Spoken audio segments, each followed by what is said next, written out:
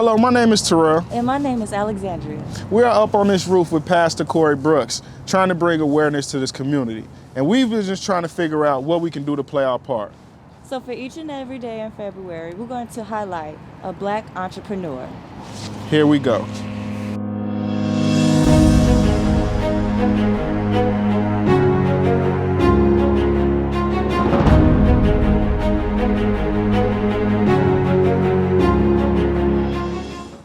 I'm the founder and CEO of the CHAMPS Male Mentoring Program. CHAMPS stands for Culturally Helping and Making Positive Success, and we believe that every young person is born to win in every situation in life. Our focus primarily are the 3 E's, which are education, empowerment, and exposure, and our curriculum is social-emotional learning-based, leadership development, and we focus on mental health. What got you into this work? What got me into the work was back in 1997. I was going through a very trying time in my life. My mother had just died a few years earlier. My father was in prison, and I became a ward of the state. In other words, the state had to adopt me because I had no parents to take care of me when I was a teenager. And so it was a family friend that allowed me to live with them. She wasn't part of my blood family. And she said, go to school. That's how you pay me back. So I went to school. I met a mentor in 1997 named Steve Robertson. And he said, young man, have you ever flown on a plane? I said, no, sir. And that was the blueprint. He got me on a plane for my first ever flight to California, and I was exposed. And once I got exposed at the age of 17, and I saw what I saw, I knew that I could make some changes. And I enrolled into college and became the first one out of my family to graduate from college. And I started the program years later because of what that mentor did for me. Do you think that exposure to California opened up your eyes a lot? Yes, the exposure to California opened up my eyes a great deal because I saw palm trees. And back then, before the internet, it was something called the encyclopedia. So you had to go to all the A, B, C. It was all these books on the shelf. And I remember seeing palm trees in a book, and palm trees were located in California.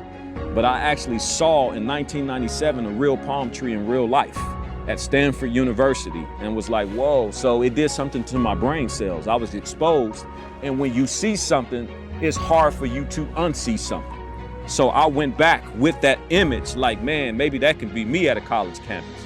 And within a year, I enrolled in college.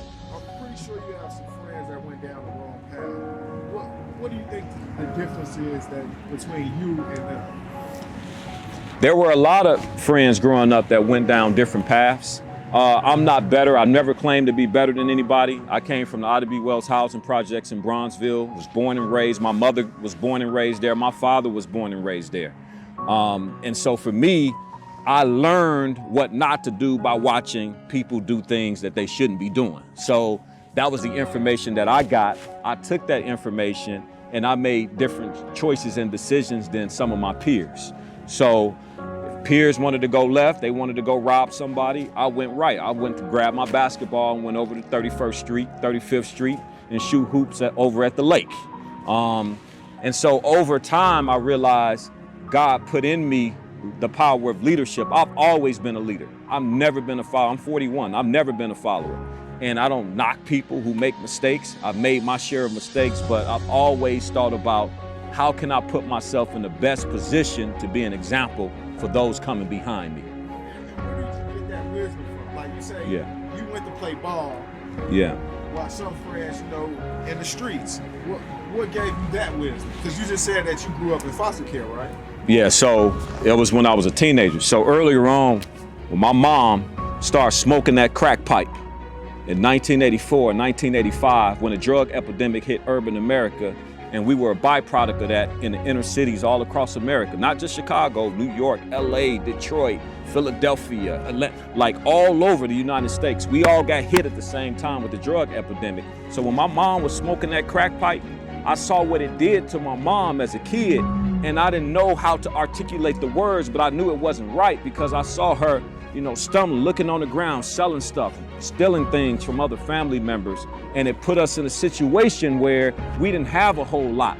And so when you suffering as a kid and you don't have the words to articulate your pain and expression, you learning survival tactics. So as a kid, I learned how to survive. If I went to somebody's house and I knew they had food at their house, I knew to be quiet and sit down. Hopefully they offer me some food, because we ain't got no food at home, right? So you start learning things and you start adapting so you can survive. And so as a kid, I learned to survive.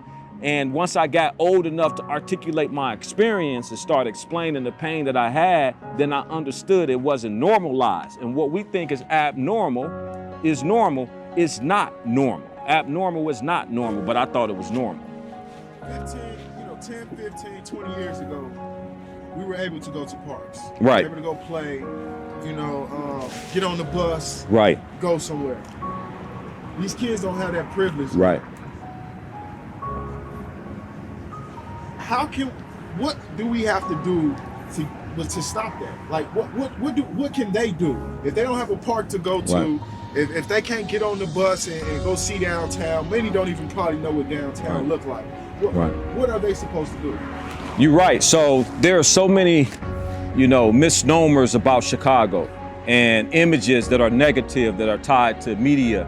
And what we fail to realize is people like Pastor Corey Brooks, who's given his life sacrificing 100 days to raise money to build a place, a safe environment where he's removing barriers and providing safe spaces for youth to come to. And when they say, man, Mr. Singleton, we ain't got nothing to do, I don't want to be out here. Like, I've talked to about 5,000 kids in 10 years, literally face to face, all across the city. I've been to about 40, 50 CPS schools, charter schools, private parochial schools, you name it. I've been to them interacting. And the question I always ask, what do you want to do with your life? What do you want to be when you grow up? And they all tell me all these marvelous things. I've never heard anybody say, I want to be a drug dealer when I grow up, ha, ha, ha, ha. No, they don't say that. They want to get out of the poverty. They want to get out and do something different. So I think, for me, it's a shame that we got to a place where kids can't go to the park and play basketball and feel safe. But when we have people like Pastor Corey Brooks giving his time and effort and energy to provide safe spaces and remove these barriers, then I think it needs to be all hands on deck to ensure that happens, because we don't have enough places where kids feel safe. Why did you start the organization? So I started Champ's Male Mentoring Program because a mentor that I call, who got me on my first flight to California, where I saw the palm trees, my senior year in college, I was getting ready to graduate. I called him up, Mr. Robertson, sir, what do I need to do to pay you back for what you've done for me? He said, the same thing I did for you, do for somebody else. I was 22 years old, first one of my family getting ready to graduate from college. And those words, it seemed like it was writing on the wall that came, like my vision and purpose came to life after that phone call. I was like, got it. I know what I'm supposed to do the rest of my life. I'm supposed to impact Black and brown boys that look like me. So eventually I need to go back into my community and start to do what my mentor did for me for others. And so that's really initially how the program started. I became an educator, teacher, dean, assistant principal. And as an assistant principal, I said, I'm willing to give up every single Saturday until something turned. And so I opened up the school every Saturday and let young men all across Chicago, from Woodlawn, Park Manor, to Inglewood, to South Shore, to everywhere, come into the space on Saturdays, provide food, and talk to them about life and be an example for them. And it grew from 8 to 60 to thousands. And so that's really how it started. It was a mentor who said, do the same thing I did for you for somebody else. What's a story that you could tell us that's probably your most memorable? Wow, that's a great question. I would say my most memorable story is giving my life to Jesus Christ and him showing me what my purpose in life was. And that was a series of events that happened, because once I gave my life to Christ, all my problems didn't disappear or go away, but my vision became clearer as to what I was supposed to do while I was on the earth. Dr. Miles Monroe said, if a person or a thing don't know the purpose for a thing, abuse is inevitable. So in other words, I didn't want to abuse while I was here. I met my wife. My wife, she's an educator, she's a principal to this day, and she has an impact on youth. And I just think, man, that to me was the most memorable. And then the biggest experience that I've had since then was being invited to the White House to meet President Obama. That was pretty crazy to take 25 young men from the south side of Chicago with me. And I was pinching myself in the White House like we were the first black president of the United States and we from the south side of Chicago. You gotta feel good when you've done something to earn that type of respect.